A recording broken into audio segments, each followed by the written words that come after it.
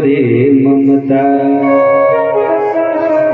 ममता तू ना गए मेरे मन से,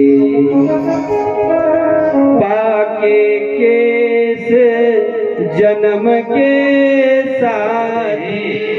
तो हमको अहंकार हो जाता है, हम पे मैं लग जाता है, वही मैं आज राजा दक्ष पे लग गया। इसलिए अहंकार जीवन में कभी नहीं करना चाहिए। मैं हूं, मैंने किया। अगर मैं शब्द जीवन में लग गया तो समझना कि पतन का कारण है।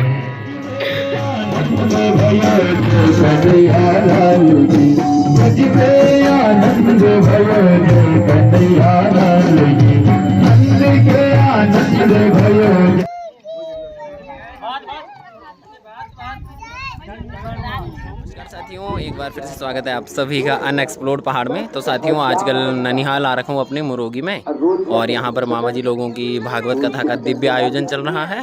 तो उसका रसपान कराते हैं आपसे और सुनते हैं व्यास जी के मुखार बिंदु से अच्छी अच्छी बातें, और उनको अपने जीवन में भी उतारेंगे। तो चलते हैं फिर श्रद्धालुओं के साथ। आओ, आ गया हो। भगवान के घर में जाते चल हिटन के लगे भाई। ये भगवान जात पात पूछी नहीं कोई, और हरि को भजे तो हरि को होई। भगवान के दरबार में सब बराबर है। शास्त्र कहते हैं कि भगवान ने कुछ नहीं किया। अगर मेरी या बेटी के घर में किसी की आंख खराब हो जाए और पिता की आंख खराब हो जाए, पिता अपने बेटे को बोले बेटा मुझे आंख दे दोगे, फिर हम कहते हैं तुम समाए मैं भी भूखा ना रहूं, साधु न भूखा जाए। बस प्रभु इतना देना, मैं भी भूखा ना रहूं, 2 रोटी इस पेट के लिए मैं भी खाऊं, और मेरे घर में कोई अतिथि आ जाए, 1 रोटी में उसको अपने जीवन में खिला पाऊं, बस। और मुझे कुछ नहीं, और कुछ भी साथ नहीं चाहिए। आपने जितना कर्म किया है, कभी आप करोड़ पुराण पढ़ना, उसमें वर्णन आता है। जब उस आत्मा को वापस लाते हैं तो इधर हम क्या कहते हैं, गया, चले गए इस संसार से। लेकिन जब उस आत्मा को घर में लाते हैं तो वो आत्मा सबसे झपटती है, वो खींचती है अपने पिता को, अपने भाई को, जो उसके रिश्तेदार है, जो किसी से जो नाता है। वो कहता भैया आप मेरे से बात क्यों नहीं कर रहे हैं? अरे मैं मर नहीं रखा हूं, मैं जिंदा हूं, आप मेरे से बात करो, मुझे खाना खिलाओ। लेकिन वो आत्मा दिखाई नहीं देती है, वो सबको देखते हैं लेकिन हम उसको नहीं देख पाते। जब 13वीं होती है, सपिंडी हो जाती है, उसके 13वीं का काम पूरा हो जाता है, उसके लिए पिंडदान किया जाता है, तब प्रेत जो पितर के रूप में हो जाता है। तो जिस दिन 13वीं होती है, उस दिन वो आत्मा यहाँ से निकलती है। 13 दिन तक वो उसी घर में रहती है। तो 13 दिन बाद जब यहाँ से चलती है ना वो आत्मा, जब यमपुरी के लिए जाती है, तो रास्ते में जैसा किसी ने दिया होगा वो रास्ते में मिलेगा। अगर आपने किसी को जूता दान किया है तो रास्ते में आपको जूते मिलेंगे, वस्त्र दान किया है तो आपको वस्त्र मिलेगा, अन्न दान किया है तो आपको अन्न मिलेगा, जल दान किया है तो आपको जल मिलेगा। अगर जीवन में पेड़ लगाया है, पौधा लगाए तो आपको छांव मिलेगी। वो रास्ता इतना कठिन है, इतना कठिन है, इतना कठिन है कि हम पूरी जाते जाते आदमी सब कुछ अपना भूल देता है। इसलिए जीवन में ऐसा कुछ करके जाना, ये कुछ साथ जाने वाला नहीं है। इन हाथों से आपने जो दान किया है वही साथ जाएगा, इस जीवा से जो गाया है वही साथ जाएगा, बाकी कुछ भी साथ जाने वाला नहीं है।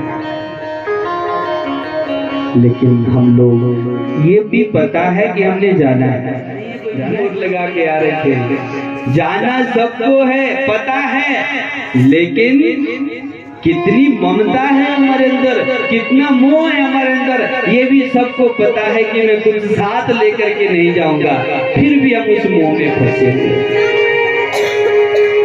ममता ममता रे ममता, ममता तू ना गए मेरे मन से, पाके केस जन्म के साथी, शोभा गई तेरे तन की, ममता तू ना गए मेरे मन से। ये केस जो है, ये बाल है, ये हमारे जन्म के साथी हैं कि नहीं है? ये जन्म से हमारे साथ आए हैं, ऐसा तो नहीं कोई बिना बाल का है। ये बाल हमारे जन्म के साथी हैं। ये बाल हमको कहना चाह रहे हैं, पाके केस जन्म के साथी, ये केस हमारे जन्म के साथी हैं। ये केस हमको ये कहना चाह रहे, भैया मैंने अपना कथा बन जाए। इसलिए आप लोगों ने कल कौन सी कथा श्रवण करी, बताओ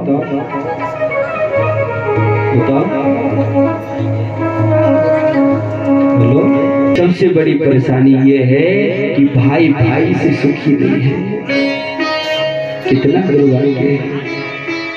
जो भाई कल एक थाली में खाने वाले थे, वो भाई आज शादी होकर के आपस में इतना द्वेष हो गया कि एक भाई भाई को देखना नहीं चाहता।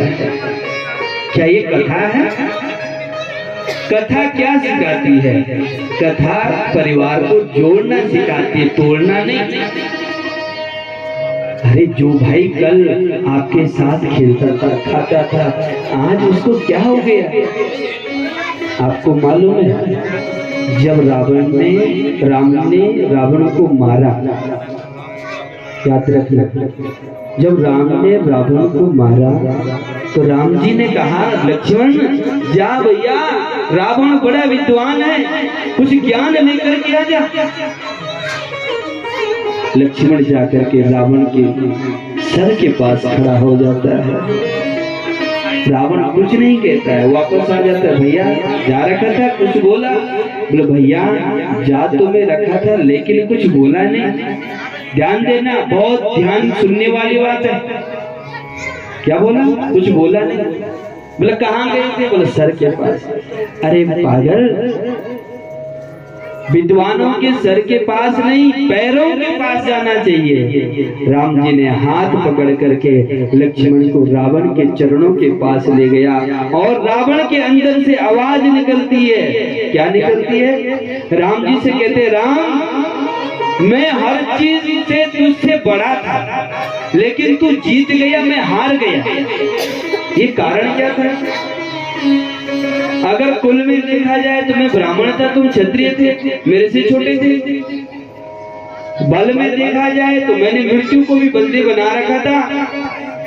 सेना में देखी जाए तो तेरी भालू बांदर की सेना थी, मेरी तो हजारों सेना थी। सेना में भी मैं तुमसे बड़ा था। और लंका की बात करें तो मेरी सारी लंका सोने की थी, तेरा हो सकता है केवल एक राजभवन अयोध्या में सोने का होगा। मैं हर चीज से जीत गए और मैं हार गया। ये कारण क्या है? जानते क्या बोला? बहुत बड़ा शब्द बोला राम जी ने। राम जी कहते, दशानंद मैं इसलिए जीता कि मेरा भाई मेरे साथ खड़ा है, तू इसलिए हार गया कि तेरा भाई तेरे साथ नहीं था। मैं इसलिए जीता कि मेरा भाई मेरे साथ है, तू इसलिए हार गया कि तेरा भाई तेरे साथ नहीं है। शायद अगर विभीषण को लात मार करके लंका से नहीं भगाता तो शायद रावण को कोई जीत नहीं पाता। विभीषण ने ही बताया कि दशानन के नाभि में अमृत है, जब तक ये अमृत नहीं सूखा तब तक शीश बढ़ते जाएंगे। जीवन में याद रखना, अगर अपना भाई अपने साथ खड़ा है तो जीवन में आपको कोई हरा नहीं सकता है। जिस दिन आपका भाई आपसे अलग हो गया है उस दिन समझ लेना कि दुनिया में आप हर किसी से हार खा सकते हैं। बड़ी दिक्कत है आजकल, भाई भाई में प्रेम नहीं है। जिस दिन भाइयों में प्रेम हो जाएगा, हमने कल बताया था भगवान शंकर के घर में एक दूसरे के शत्रु हैं, लेकिन फिर भी इतना प्रेम है कि एक थाली में खा रहे। जिस दिन हमारा प्रेम घर के अंदर हो जाएगा, हम कहते हैं कि जिस दिन पति पत्नी बाल गोपाल सब घर में एक दूसरे की सुनने वाले होंगे, उस दिन वो घर नहीं मंदिर बन जाता है, स्वर्ग बन जाता है। स्वर्ग को आज तक किसी ने देखा नहीं, यही स्वर्ग है जहाँ बैठे। इसलिए भगवान ने रक्षा की, किसकी? द्रौपदी की। अगर आपका भी ऐसी भाव होगा तो भगवान अवश्य आएंगे। भगवान आने में देरी नहीं करते, बस केवल भगवान को पुकारने की जरूरत है, भगवान आ जाते हैं। लेकिन भगवान कहता बेटा, हम लोग भगवान भगवान कह रहे हैं, फिर भी भगवान की प्राप्ति नहीं होती। एक बार भगवान ने राक्षसों से पूछा कि क्या बात भाई, तुम मेरे साथ हमेशा लड़ाई करते रहोगे, मेरे से हमेशा द्वेष ही करोगे? अरे भाई कभी मेरे से प्रेम भी कर लो। तो जानते हैं राक्षसों ने क्या बोला? बोले प्रभु, अगर हम आपसे प्रेम करेंगे ना तो आपके भक्त इतने पड़े हैं जो रोज रात आपकी सेवा करते करते हाथ घिस गए, आपका नाम लेते लेते खत्म हो गए, लेकिन आज तक उन्होंने आपको दर्शन नहीं दिया। लेकिन हम आपसे द्वेष करते हैं, फिर आपको आना पड़ता है हमारे उद्धार के लिए। हम भगवान से प्रेम करते हैं, राक्षस द्वेष करते हैं। राक्षस भगवान को अपना शत्रु मानते हैं और फिर भी भगवान को जानते हैं। घोराणाम घोर रूपिणः चरन्ति यस्य भूतानि भूतेषां चरन्हि। देवी, संध्या काल के टाइम भगवान शंकर के गण घूमते रहते हैं, इसलिए आप इस समय ये काम मत करो। भोजन, संतान की उत्पत्ति, सोना और पढ़ना, ये चार चीजें संध्या काल के टाइम नहीं करना। इन चार चीजों को करता है तो ध्यान देना। उनके साथ कैसा होता है? आहारम जायते निन्द्रः मिथुनं गर्भदुष्टये निन्द्रायां ह्यते लक्ष्मीः स्वाध्यायं च चतुर्थकम्। शास्त्र कह रहे हैं कि जो इन चार चीजों को संध्या काल में करता है, सुन रहे हैं आप लोग? इधर उधर नहीं देखना, सुनो, बात को सुनो, बहुत अच्छी बात बताई जा रही है। इन चार चीजों को संध्या काल में नहीं करना चाहिए। अगर इन चार चीजों को संध्या काल में करते हैं, उसको संध्या काल कहते हैं। हल्की रात होती है, हल्का दिन होता है, हल्के हल्के आकाश में तारे चमकने लगते हैं, उसको संध्या काल कहते हैं। और उस समय जो इन चार चीजों को करता है तो क्या होता है? आहारम जायते निन्द्रः, जो आहार करता है उनको दरिद्रता आती है। मिथुनम गर्भदुष्टये, जो संतान की उत्पत्ति संध्या काल के टाइम में करता है उनका गर्भ दुष्ट होता है। और निन्द्रयां ह्रियते लक्ष्मी, जो संध्या काल के टाइम में सोते हैं उनके घर में लक्ष्मी का हरण होता है। स्वाध्यायं विस्मरणं भवेत्, और जो संध्या काल के टाइम में पढ़ाई करने वाले बच्चे हैं, विद्यार्थी हैं, उनको संध्या काल के टाइम पढ़ना नहीं चाहिए। अगर वो पढ़ते हैं तो स्वाध्यायं विस्मरणं भवेत्, उनको भूलने की आदत पड़ जाती है। समझाया लेकिन समझे नहीं।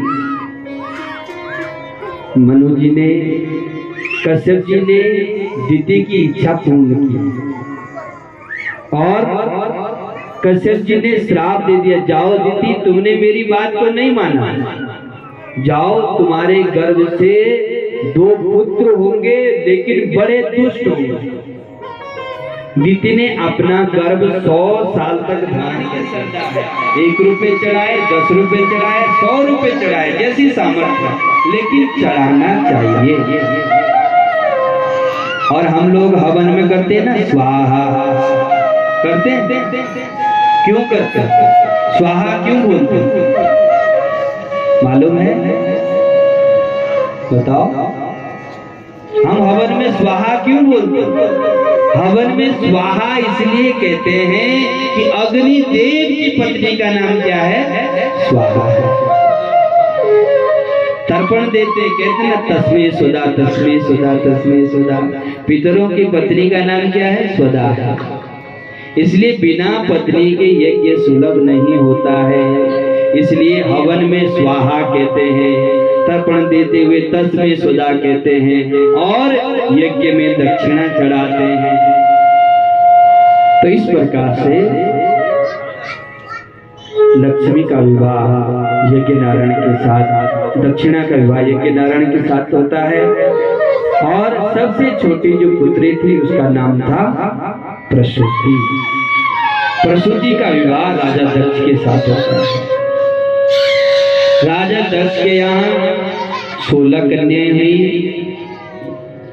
और जिसमें से सबसे छोटी कन्या थी सती। उसका विवाह भगवान से छोटी।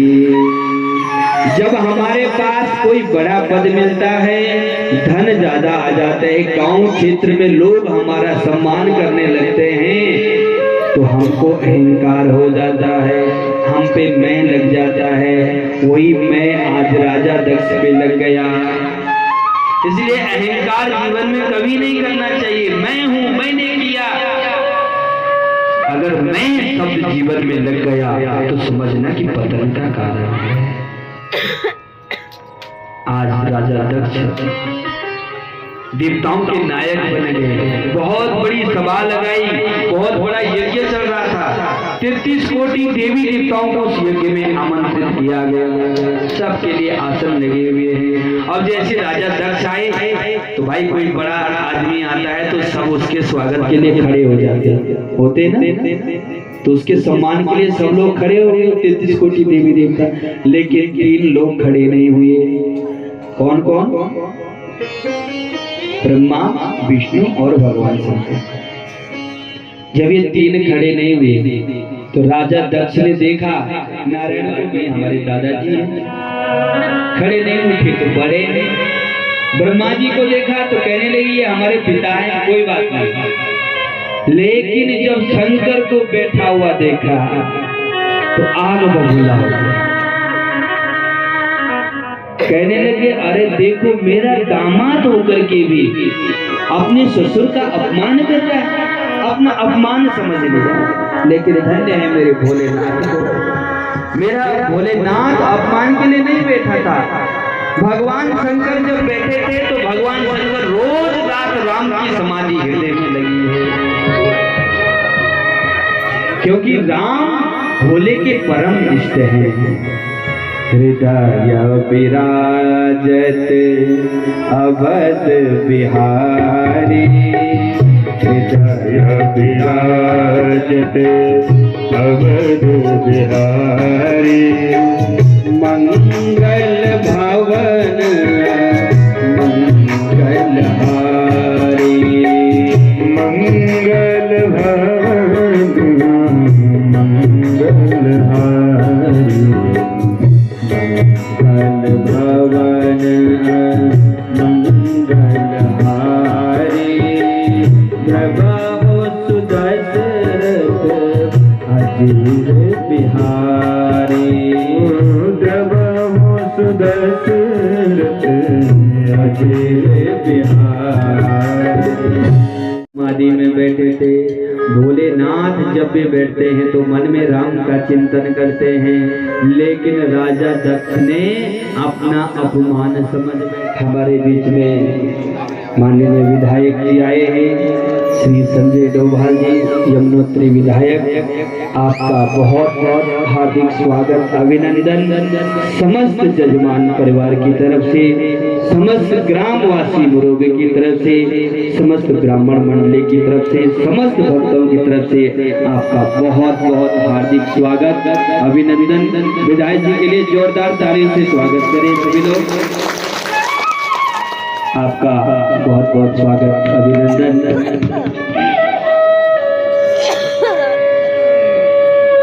बोले भक्तवत्सल भगवान की जय हो। लागे वृंदावन को, लागे वृंदावन को, लागे वृंदावन को, लागे वृंदावन को। घर घर तुलसी ठाकुर सेवा, घर घर तुलसी ठाकुर सेवा, ठाकुर सेवा, ठाकुर सेवा, ठाकुर सेवा, ठाकुर सेवा। घर घर तुलसी ठाकुर सेवा, दर्शन गोविंद जी को। लागे वृंदावन को, लागे वृंदावन को, लागे वृंदावन को, लागे वृंदावन। बोले भक्तवत्सल भगवान की जय। तो भगवान शंकर का अपमान समझ लिया। ससुराल में चाहे इंद्र जैसा वैभव क्यों न मिल जाए, लेकिन बेटी कभी अपने पिता के घर को नहीं भूल सकती है। भगवान शंकर ने बहुत समझाया, देवी देखो इन 4 जगह बिना बुलाए जाना चाहिए। कहाँ कहाँ? मित्र के घर में, माता पिता के घर में, गुरु के दरबार में और भगवान के दरबार में, मंदिर हो या कथा हो, इन 4 जगह बिना निमंत्रण के जाना चाहिए। इन 4 जगह कभी निमंत्रण के लिए मत रुकना। लेकिन देवी अगर इन 4 जगह जबरदस्ती ना बुलाए जाए तो यहाँ जाना भी ठीक नहीं है। बहुत समझाया कि हमको वहाँ जबरदस्ती नहीं बुलाया जा रहा है, इसलिए वहाँ जाना ठीक नहीं है। लेकिन मेरी एक माता भगनी मिलही, बहुत मुस्काता, भगनी मिलही बहुत मुस्काता। मंगल भवन मंगल हारी, मंगल भवन मंगल हारी। प्रभु सुदशरथ अजीर बिहारी, प्रभु सुदशरथ अजीर बिहारी। एक माँ थी जो केवल सादर आदर पूर्वक मिली है। सादर भलई मिलई एक माता, बहनों ने भी नहीं पूछा। भगनी मिलही बहुत मुस्काता। बहने कहने लगी अरे देखो सती को निमंत्रण नहीं दिया फिर भी आ गई। लेकिन माँ एक ऐसी चीज है, अगर आप अपनी माँ को जंगल में भी बिठा के आएंगे तो माँ वहां से भी बोलेगी मेरा बेटा कैसा है, मेरी बेटी कैसी है। माँ के अंदर वो ममता होती है। माँ रोने लगे बेटी तो चिंता मत कर, जीवन में सब कुछ करना, मत करना तीर्थ व्रत, मत सुनना कथा, घर में अपने माँ की सेवा कर लेना, बूढ़े बुजुर्गों की सेवा करना सबसे बड़ा धर्म वही है। जब तक 2 हाथों की मूर्ति घर में है, माँ और पिता, किसी तीर्थ में जाने की जरूरत नहीं है। घर में अपने माँ बापों की सेवा करना, अपने माँ बापों को खुश रखना। अगर माँ बाप, बूढ़े माँ बापों ने अगर हमारे ऊपर हाथ फेर दिया तो हमें संसार में उस आशीर्वाद को कोई टाल नहीं सकता है। आप दुनिया के किसी भी कोने में पीछे नहीं रह सकते। जिसके ऊपर माँ बापों का, गुरु का और अपने से बड़ों का आशीर्वाद होता है वो संसार में कभी हार नहीं खाता। नेहत हमारी अच्छी है तो किस्मत हमारी दासी है, कर्म हमारे आकाशी है। कर्म हमारे अच्छे हैं तो घर में मथुरा काशी है। कहीं जाने की जरूरत नहीं है, अपने बूढ़े माँ बापों की सेवा करो। जो हालत आज कल काल में बूढ़े माँ बापों की वो किसी की नहीं। अरे जिस माँ ने 9 महीने तक इस कोख में हमें उस भार को ढोया है, आज उसी माँ को नकार रहे हैं। आज दुनिया में वृद्ध आश्रम बन गए, माँ को, पिता को उस वृद्ध आश्रम में छोड़ करके आ रहे हैं। ऐसा फायदा क्या है? सेवा करनी तो माँ बापों की सेवा। एक बूढ़ी माँ थी ना, तो एक उसका बेटा डॉक्टर था। उसने अपनी माँ को किसी वृद्ध आश्रम में छोड़कर किया।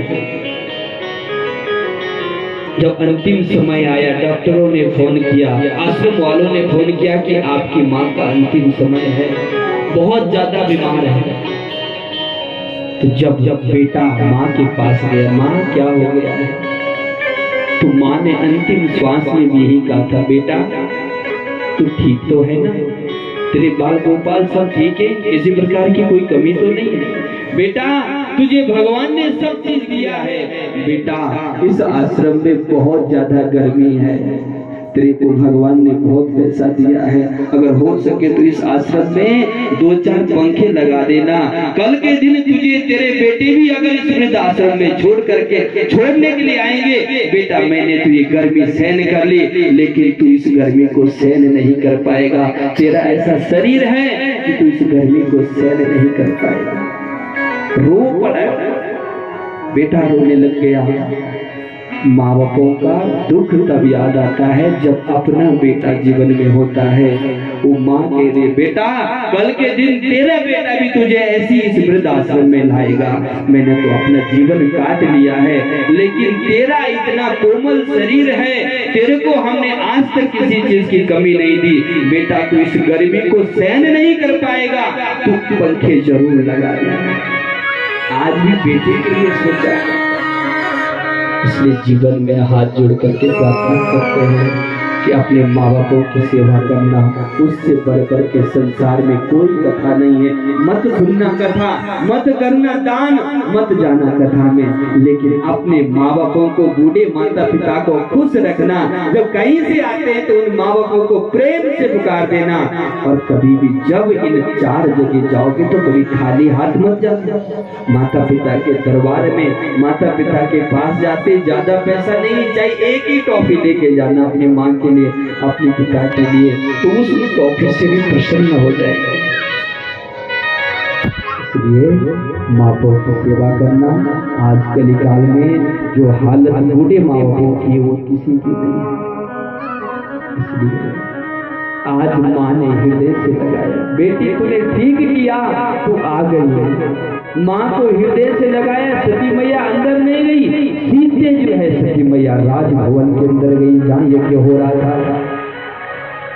जैसी गई यज्ञशाला में गई तो सती मैया ने एक तरफ से देखा, सब 33 कोटि देवी देवताओं के आसन लगे हैं, लेकिन भगवान शंकर का कहीं आसन नहीं लगा हुआ।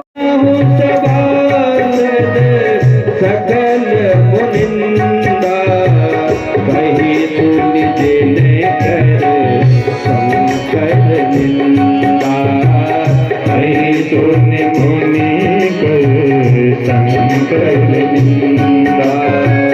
सो फल तुरंत लहू सब पावा, सो फल तुरंत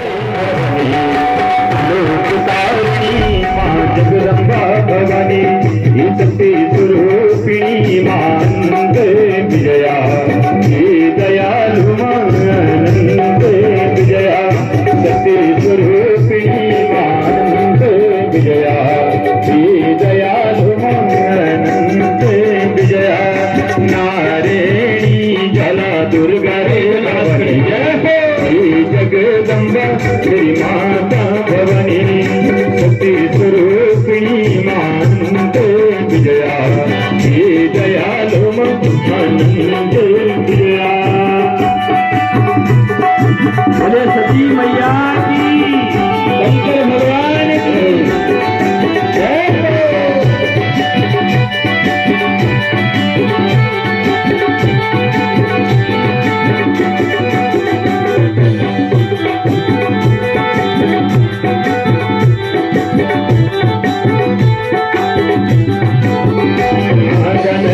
अत्याचारे जब जब हुई तब तब माता को अवतार हुई। जानवी अत्याचारे जब जब हुई तब तब माता को अवतार हुई। राजा जब सको जब जय के हुई कैलाशपति बाबा तुम गई। राजा जब सको जब जय के हुई कैलाशपति बाबा तुम गए। हमारे मेरी माता चंद्रवदनी, ये मेरी माता हमेशा नारायणी कला दुर्गा रे भवानी, ये जगदम्बा मेरी माता भवानी। भगवती राजराजेश्वरी सुकन्या भवानी जय हो। बोले सती मैया की, उठाए सब जगह हाथ करें।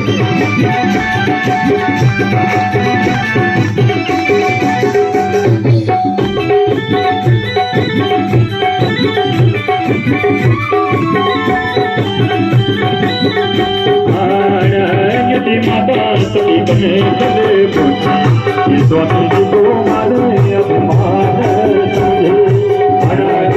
माता चले चले पूछी, स्वामी जी को मारे अपमान समझे। माता सती पवित्री काया प्रभु शिव जी ने चौबी को घुमाए। माता सती चौबी को घुमाए। माता सती के पड़ूला सुख माता फिर पीत हुई ना। माता सती के पड़ूला सुख माता फिर पीत हुई ना। दैनी हो या दैनी मेरी माता फूल पिता, ये मेरी माता मैं जाती लगलो। दैनी हो या दैनी मेरी माता फूल पिता, ये मेरी माता मैं जाती लगलो। भगवती राजराजेश्वरी सुकन्या भवानी चंद्रवदनी।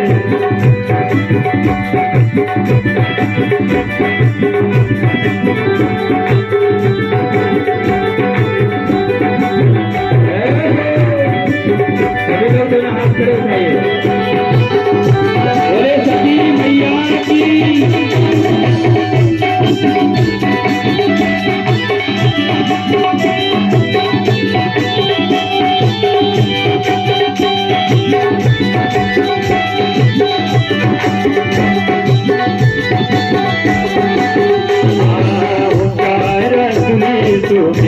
तो गाया ये भगवती मैं प्रार्थी लगलो। तो गाया ये भगवती मैं प्रार्थी लगलो। छोटी के बोलो के पूजी के बटलो, ये जगदम्बा मैं प्रार्थी लगलो। आज से कुशल देने मेरी धारी की कालिका, ये मेरे माता मैं प्रार्थी लगलो। आज से कुशल देने माता तेरे बदली, ये भगवती मैं प्रार्थी लगलो। नारे कला दुर्गा रे भवानी, ये जगदम्बा मेरी माता भवानी।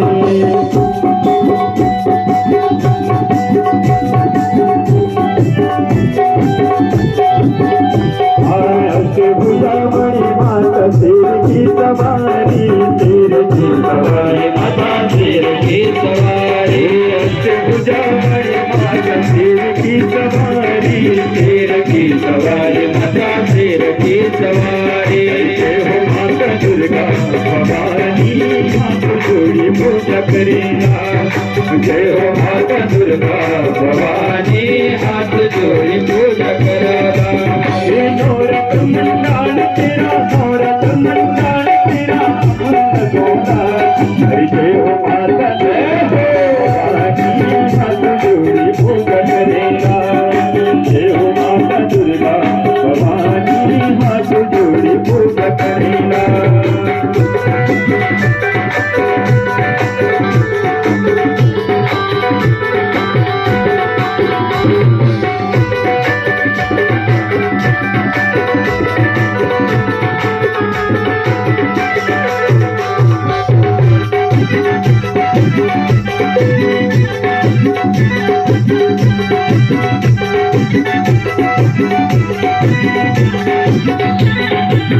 ये सपोरे डोले माली अब भवानी हाथ जोड़ी पूजा करेला जय माता दुर्गा भवानी हाथ जोड़ी पूजा करेला।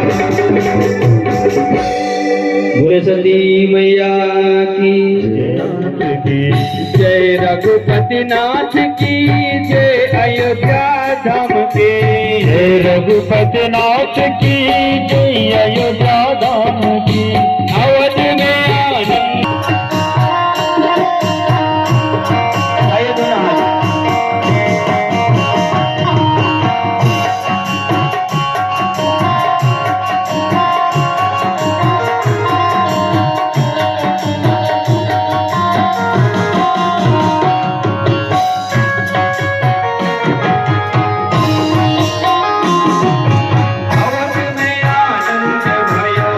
रघुपति नाथ की अवध में आनंद भयो जय रघुपति नाथ की अवध में आनंद भयो जय रघुपति नाथ की अवध में आनंद भयो जय रघुपति नाथ की अवध में आनंद भयो जय रघुपति नाथ की अवध में आनंद भयो जय रघुपति नाथ की अवध में आनंद भयो जय रघुपति नाथ की अवध में आनंद भयो रघुपति नाथ।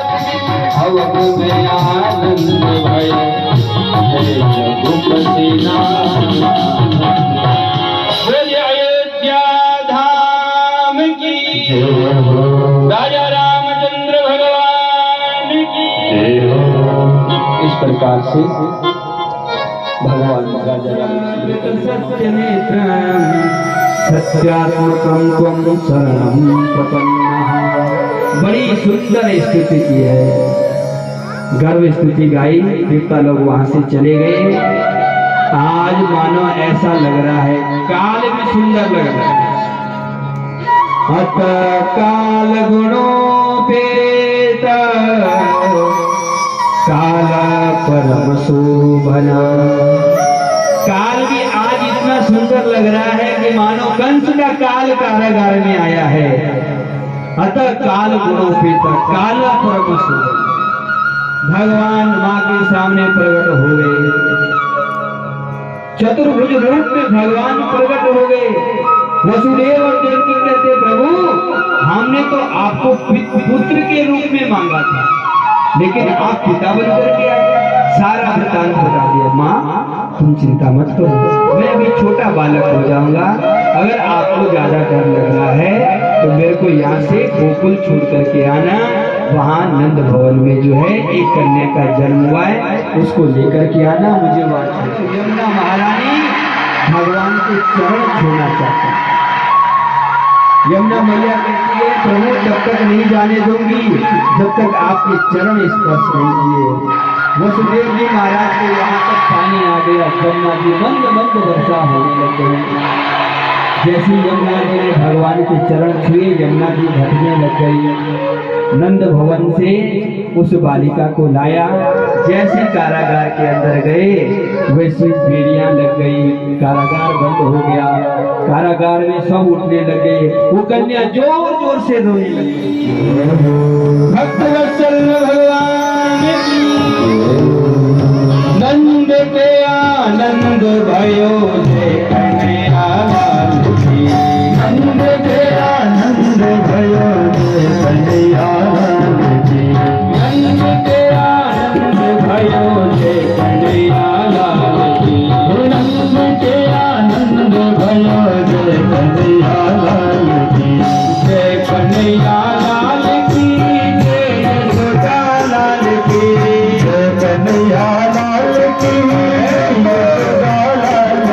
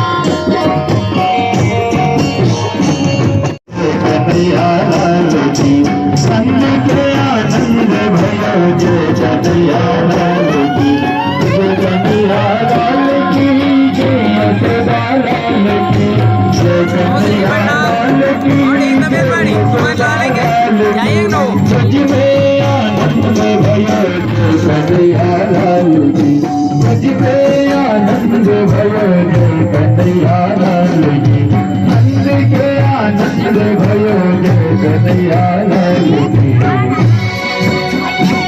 हरि गोकुल माधव तब यात्रा हरि जन्म ले दो बड़ी कानरा गोकुल माधव तब यात्रा हरि दो बड़ी कानरा जन्म ले दो बड़ी कानरा जन्म ले दो बड़ी कानरा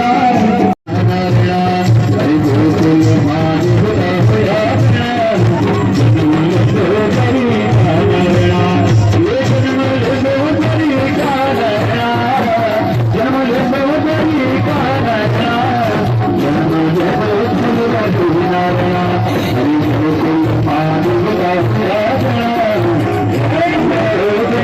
कानरा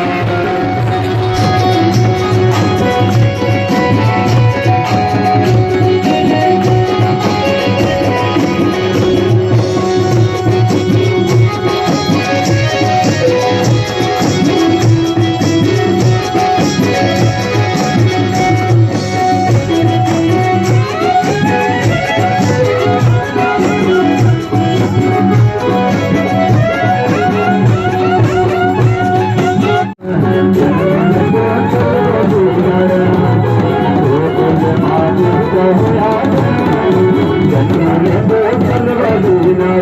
यात्रा जन्म ले दो बड़ी कानरा हरे गोकुल माधव तब यात्रा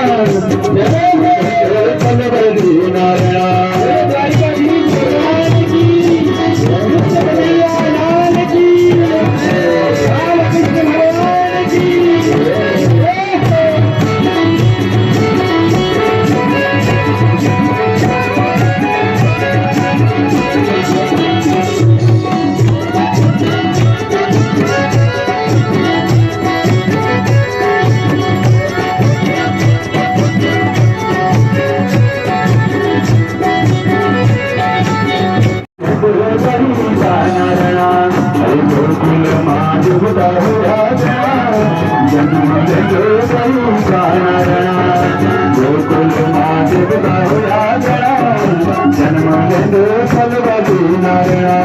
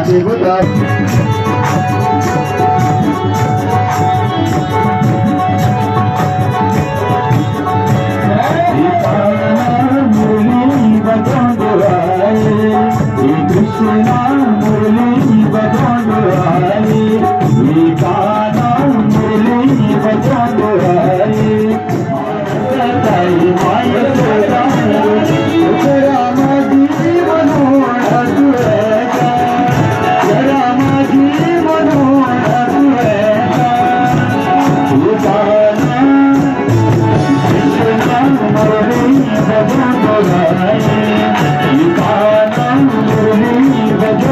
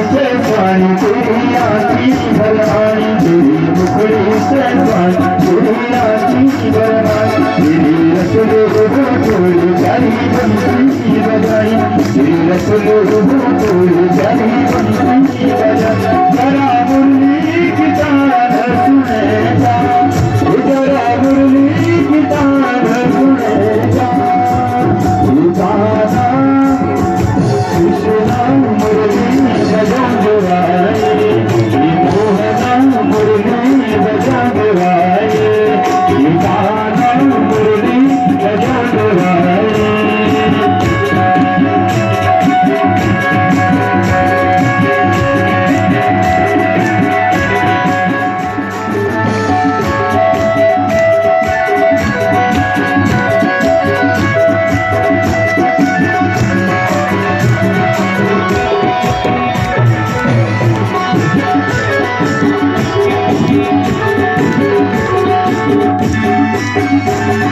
जरा माझी मनोन तुझ्या जरा माझी मनोन तुझ्या गाना कृष्णा मुरली बजवाए ये मोहना मुरली बजवाए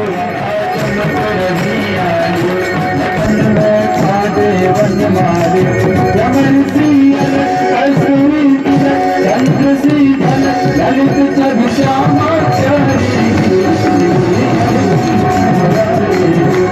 आरती बिहारी जनकमय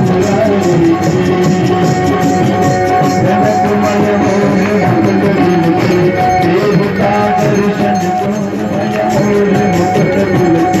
देवता दर्शन को करके लगन शोक मन रात भर के लगन शोक मन रात भर के बसी गुरु अरुण गिरदा बाल अतुल रति को तुम्हारी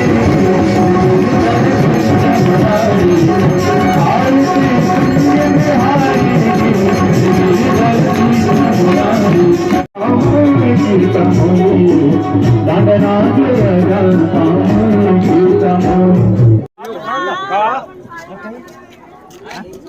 भाई मैं इधर इधर तोड़ सामने देख वहाँ देख भाई उधर देख यार भाई जाओ जाओ वो तापुन डालना कड़ा है कोई दिक्कत ना हम खड़ा हो यहाँ मुझे महाराज से आशीर्वाद देते हुए अपने गंतव्य को प्रस्थान करेंगे आशीर्वाद देंगे इधर आजी हाथ उधर अभी ना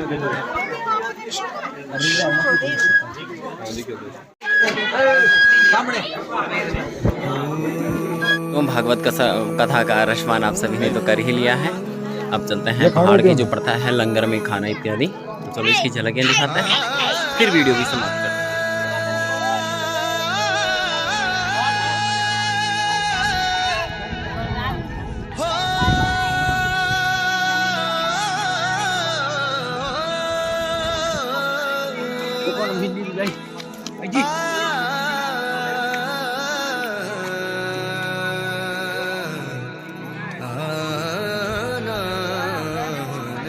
पहुंची जी ख्याल वेलकम खुश रहे।